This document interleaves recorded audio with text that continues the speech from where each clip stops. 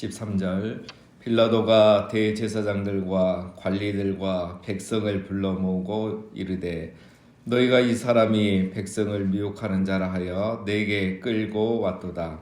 보라, 내가 너희 앞에서 신문하였으되 너희가 고발하는 일에 대하여 이 사람에게서 죄를 찾지 못하였고. 어제 이제 빌라도의 1차 재판이 끝났습니다. 빌라도가 예수님을 재판하고 1차 무죄 선언을 했죠. 죄가 없다고 했고, 또 안전한 재판을 위해서 헤롯 안티파스에게 보내서 재판을 또 받게 했는데, 거기서도 예수님은 무죄 판결을 받았습니다.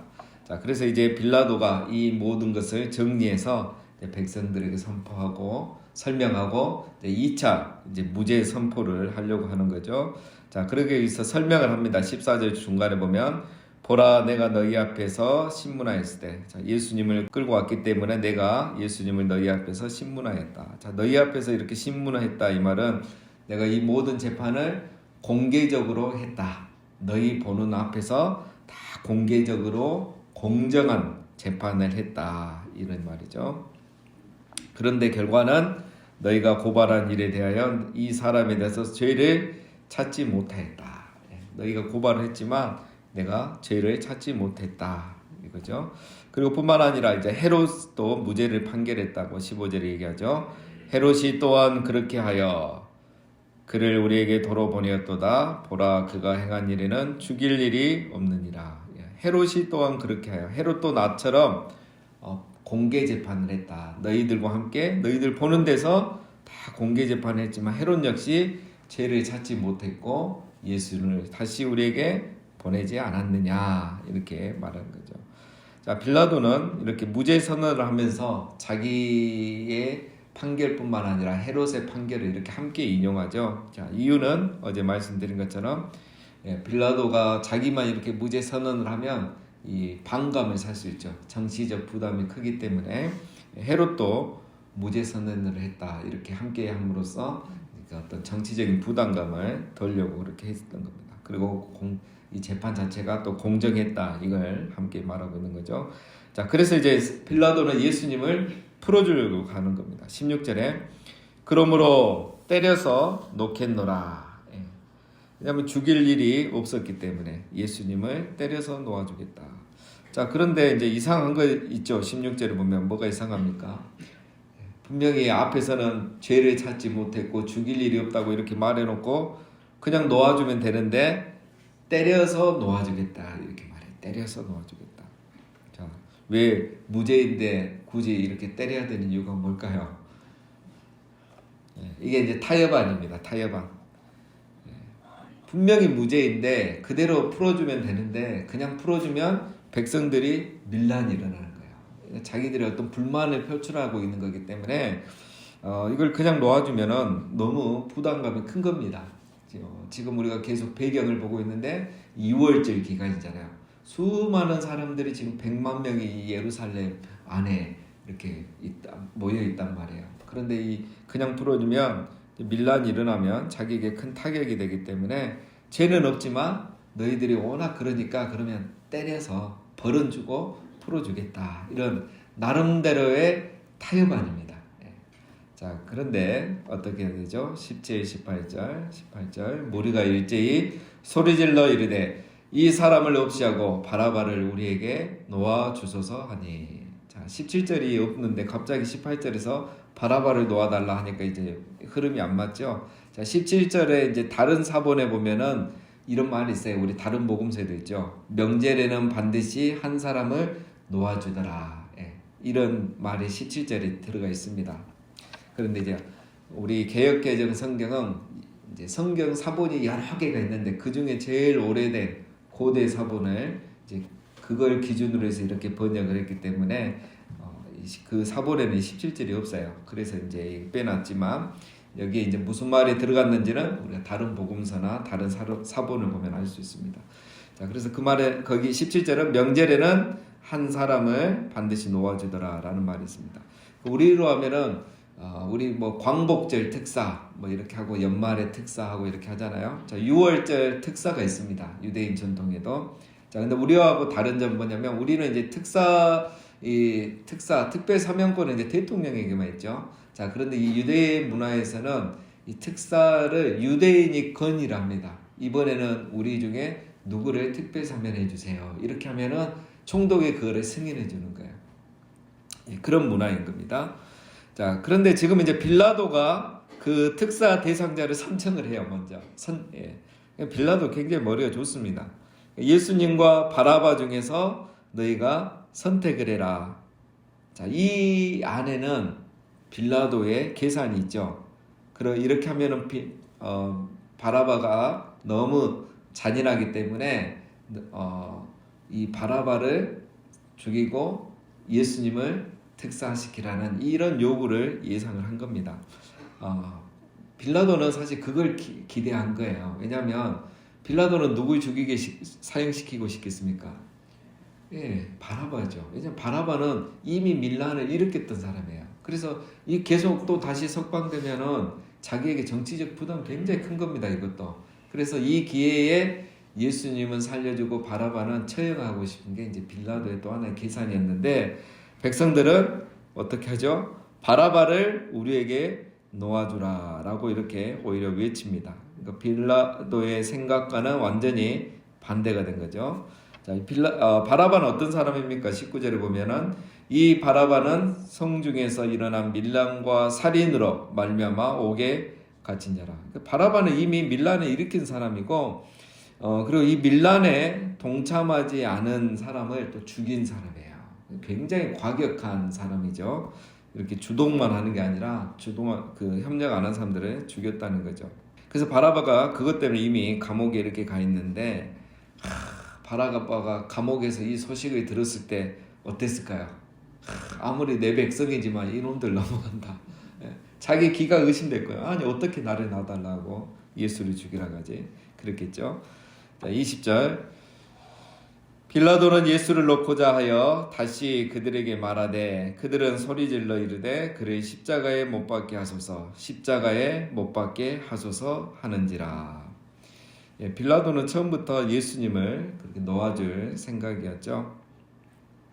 그래서 본인이 1차 재판했고 또 헤롯이 2차 재판했고, 자 이제 3차로 제안하는 게 6월절 특별 사면까지 이렇게 제안을 했는데, 백성들은 오히려 십자가에 못 박게 하소서라고 합니다. 백성들이 좀 굉장히 죄가 분명한 바라바는 살려주고 죄 없는 예수는 죽이라, 이렇게 지금 요청하고 있는 거죠. 22절. 빌라도가 세 번째 말하되 이 사람이 무슨 악한 일을 하였느냐? 나는 그에게서 죽일 죄를 찾지 못하였나니 때려서 놓으리라 하니, 그들이 큰 소리로 재촉하여 십자가에 못 박기를 구하니 그들의 소리가 이긴지라. 빌라도가 지금 예수님의 무죄를 지금 세 번째 선언하는 겁니다. 벌써, 그죠? 세 번째 죄가 없다고 이렇게 무죄 선언을 했어요. 그러니까 빌라도의 결론은, 그러면 너희가 바라바를 놓아달라고 하면 내가 바라바를 석방해주고 사면해주고 예수는 때려서 놓아주겠다. 이 안을 또 제시하는 거예요. 새로운 안이죠. 그러니까 처음에는 둘 중에 한 명만 사면해주려 했는데 지금은 바라바는 사면해주고 예수님은 때려서 벌만 주고 놓아주겠다, 이런 겁니다. 자, 이 말 자체는 예수님은 사형에 처할 죽일 죄가 전혀 없다, 이게 이제 분명해진 거죠. 분명한 겁니다. 이제는. 자, 그러니까 백성들이 이걸 받아들이지 않죠.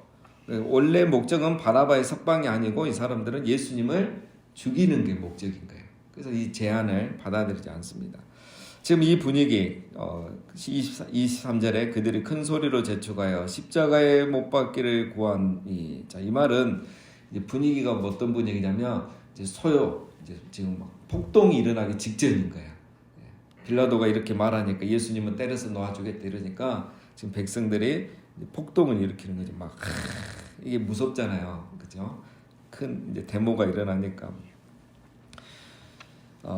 왜 갑자기 백성들이 이렇게까지 하는가? 이제 다른 복음서에 보면 나와 있죠. 대제사장들이 빌라도는 반드시 무죄를 선언할 것을 안 거예요. 왜냐하면 예수님은 정치범이 아니기 때문에. 그래서 대제사장들이 이미 사람들을 돈 주고 사놨잖아요. 그래서 저렇게 무죄 선언하고 석방하려고 하면 십자가에 못 박으라고 외치게 이미 백성들이 다 포섭해 놓은 거예요. 그래서 그 사람들이 주동을 해서 막 소리를 지르니까 옆에 있는 사람은 못 모르고 또 지르는 겁니다. 데모는 항상 그렇게 하잖아요. 그죠? 이미 이렇게 포섭을 다 해놓고 시나리오를 다 짜놓고 진행하고 있는 겁니다. 그러니까 이제 결국 빌라도가 패하죠. 23절 마지막에 그들의 소리가 이긴지라. 빌라도가 지금 폭동이 일어나기 직전이니까 그냥 그들이 요구한 대로 받아줍니다.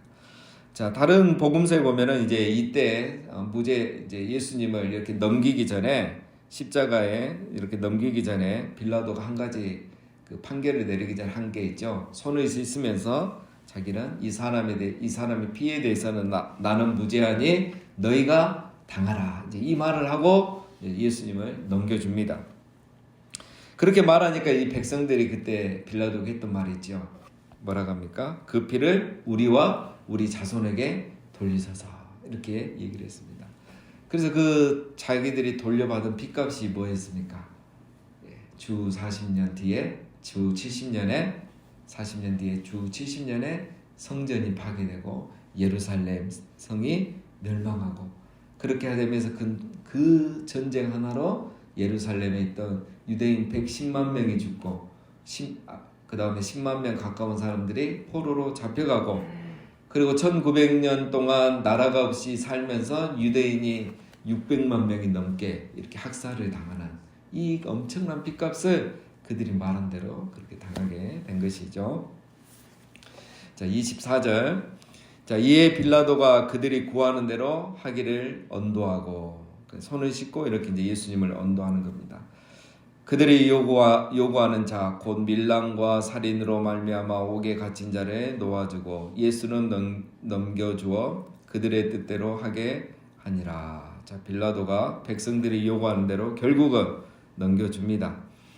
자, 죄인 바라바는 특별 사면되고 죄 없는 예수님은 사형 선고를 받게 된 겁니다.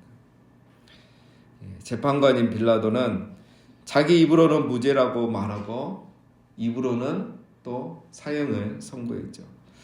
3번이나 무죄를 선언하고 이렇게 결국 결과가 나오게 된 겁니다. 자, 이 재판을 보면은 법리와 증거에 따른 공정한 재판이 아니고 군중의 요구를 수용한 정치적 판결이라는 걸 우리가 알 수가 있습니다. 이런 일을 우리가 항상 많이 보죠. 지금도. 여러분 빌라도가 왜 이렇게 했을까? 우리 빌라도를 통해서 오늘 우리 자신을 좀 보기를 원합니다. 빌라도는 처음부터 알고 있었죠. 이 자기의 어떤 고난, 책임을 빌라도 총독의 이 고난을 이용해서 예수님을 제거하려는 종교 지도자들의 그 욕망을 빌라도는 알고 있었습니다. 예수는 절대 정치범이 아니고 많은 군중, 많은 백성들에게는 오히려 존경받는 그런 분이란 것을 빌라도는 알고 있었고 그런 예수를 종교 지도자들이 제거하려는 자기를 이용해서 제거하려는 것을 빌라도가 이미 다 알고 있었죠. 그래서 이제 빌라도는 또 이제 반대로 생각한 거죠. 이때에 이 예수를 살려주면 오히려 많은 대부분의 백성들은 자기를 존경할 거 아닙니까? 그렇죠? 빌라도는 그것도 사실 계산한 겁니다. 예수를 살려줘야지 대부분의 백성들은 자기를 좋아하는 거죠. 대부분의 백성들이 예수님을 좋아하기 때문에. 그리고 이제 동시에 이 나중에 이제 2명 중에 누구를 사면할까라고 묻는 것을 보면은 빌라도는 이것까지 이미 계산을 하고 있었던 거죠. 이 기회에 바라바를 사형하고 예수님은 석방해주는. 그래서 자기의 이 모든 정치적인 문제를 한 번에 해결할 수 있는 이런 생각까지 이렇게 다 했던 것입니다.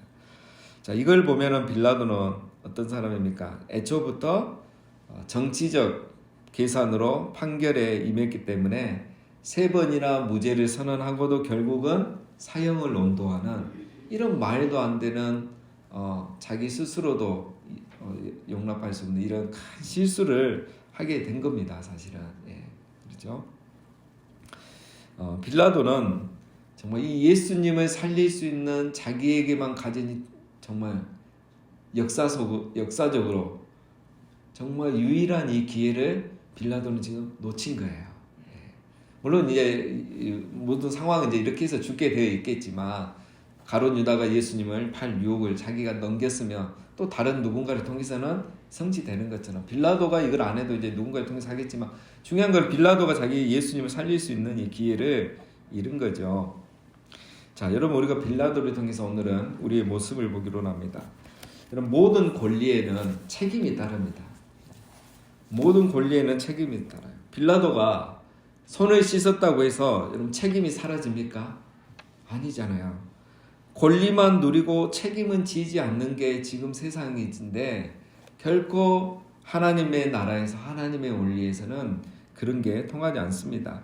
세상에서는 우리가 책임을 피해갈 수 있겠지만 그리고 당장 눈앞에서는 백성들 앞에서는 책임을 피해갈 수 있는 것 같지만 하나님은 반드시 책임을 물으셔서 심은 대로 거두게 하신 분이 하나님이십니다. 빌라도가 나중에 어떻게 되냐면 이제 7년 후에 로마로 소환돼 가지고 결국은 추방당합니다. 무슨 일인지는 자세히 모르지만 그래서 요세푸스에 의하면 그가 나중에 추방을 당해요. 그 권력이 영원할 줄 알았는데 자기도 결국 추방당하고 이렇게 이제 그 직을 잃어버렸죠. 그러니까 이 권력을 갖다가 한순간에 잃으니까 얼마나 시리에 빠졌겠어요. 그렇게 시름시름 살다가 나중에 결국 자살해서 죽었다고 이렇게 알려져 있습니다. 자살은 또 어디에서 했냐면 우리는 가보지도 못한 저 오스트리아 빈, 스위스의 루체른, 이 가장 유럽에서 아름다운 도시. 이 두 도시 중에 한 군데서 이제 빌라도가 자살했다. 이런 역사적인 자료들이 있습니다. 그리고 빌라도가 이제 나중에 어찌 됩니까? 어쨌든 자기는 뭐 손을 씻고 뭐 했다 하지만 중요한 거는 우리 사도신경에 그의 이름이 그대로 남아서 2000년 동안 예수님을 믿는 사람은 빌라도가 예수님을 죽였다고 이렇게 다 고백하고 있죠. 그래서 우리가 2000년 동안 이 역사의 모든 예수님 믿는 사람이 로마 황제의 이름은 몰라도 누구 이름 알아요? 변방에 있던 이 총독 빌라도 이름은 다 알아요. 이 얼마나 자기에게 수치고 가문에 수치겠어요. 이게 그가 그 자리에서는 책임을 면하겠다고 했지만 그렇지 않습니다. 빌라도는 무엇이 옳은지는 알았으나 그 옳음을 구현할 수 있는 책임을 져버린 거예요. 불의와 타협한 겁니다. 또한 빌라도는 자신의 어떤 정치적인 욕망과 타협에서 또 불의에 굴복을 한 겁니다. 여러분 왜 이 땅에 정의가 실현되지 않는가? 왜 내가 어떤 지지하는 정당이 있고 내가 지지하는 정치인이 있는데 왜 결국 세상은 정의가 실현되지 않는가? 또 우리 직장에서도 마찬가지고요. 또 교회에서도 마찬가지고요. 왜 그렇습니까? 많은 사람이 자신의 이해관계에 의해서 선택적 정의를 주장하기 때문에 그렇습니다. 오늘 빌라도가 결정적으로 잘못한 거예요. 이 선택적 정의예요. 자기는 정의를 실현하고 정의를 행했다고 하지만 결국 정말 바른 정의는 예수님이 무죄면은 끝까지 무죄를 주장하고 예수님을 사면해주면 됩니다. 사면도 아니죠. 그냥 풀어주는 거죠, 사실은. 근데 왜 이 결국은 못하냐? 자기 선택적 정의를 계속 이해관계에서 왔다 갔다 계산하면서 결국 이 선택적 정의를 선택했기 때문에 결국은 정의를 실현하지 못하고 이런 결과가 일어난 겁니다. 그래서 우리가 그리스도인들이 정치에 관심을 갖는 건 맞고, 그래서 우리가 여러분 어떤 정당을 지지할 때도 마찬가지입니다. 정당을 지지하지만 우리가 더 중요한 것은 그 정당의 정책을 지지할 거냐 비판할 거냐 이걸 더 중요하게 생각해야 되는 겁니다. 왜냐하면 정당이란 것은 선택적 정의를 계속 주장하거든요. 그러면 우리가 그거에 대해서 비판할 수 있고 당원으로서 그 당의 정책에 대해서 비판할 수 있고 또 그걸 놓고 우리가 기도해야 되는 겁니다. 자, 우리는 여러분 어떻게 살아야 되겠습니까? 오늘 이제 우리 자신이 중요하죠. 어제 우리 수요 예배에서 이제 르호보암의 교훈에 대해서도 살펴봤는데 여러분 내가 무언가를 결정할 수 있는 권리와 권한이 있을 때는 거기에 반드시 책임이 따른다는 것을 우리가 기억해야 됩니다. 그러면 우리가 어떻게 해야 되는가? 두 가지입니다. 세상의 불의와 타협하지 않을 뿐만 아니라 이거는 이제 나름 하고 있죠. 자기 안에 있는 이 욕망과 이해관계에 따른 불의에 굴복하면 안 돼요. 그러니까 우리가 세상에 대해서는 어느 정도 차단을 하는데 내 안에 있는 또 우리들 안에 있는 이 이해관계에 따른 불의에 굴복하죠. 선택적 정의를 실천하죠. 그래서 이런 부분이 굉장히 중요한 거고, 그래서 우리가 이제 언제 이런 일들을 많이 합니까? 교회 같으면은 당회가 그래서 중요합니다. 그리고 우리가 여러분 지혜에 있으면 또 지혜 임원들, 또 어떤 우리 위원회 안에 있는 이 임원들, 우리가 이런 결정을 할 때 굉장히 중요해요. 이해관계에 따른 어떤 선택적 정의를 하면은 우리가 이런 빌라도와 같은 실수를 계속 범하게 됩니다. 하나님의 거룩하신 뜻을 따라서 우리는 변함없는 정의를, 그리고 하나님의 말씀을 따라서 선택하고 결정해야 될 줄로 믿습니다. 왜 그렇습니까? 그렇게 할 때에 뜻이 하늘에서 이루어지듯이 하나님의 뜻이 이 땅에서 이루어지는 겁니다. 그럴 때에 우리의 가정이나 교회나 국가에서 하나님의 이름이 거룩히 여김을 받게 되는 것이고, 그 사명이 오늘 우리들에게 있는 줄로 믿습니다. 우리 함께 기도하겠습니다.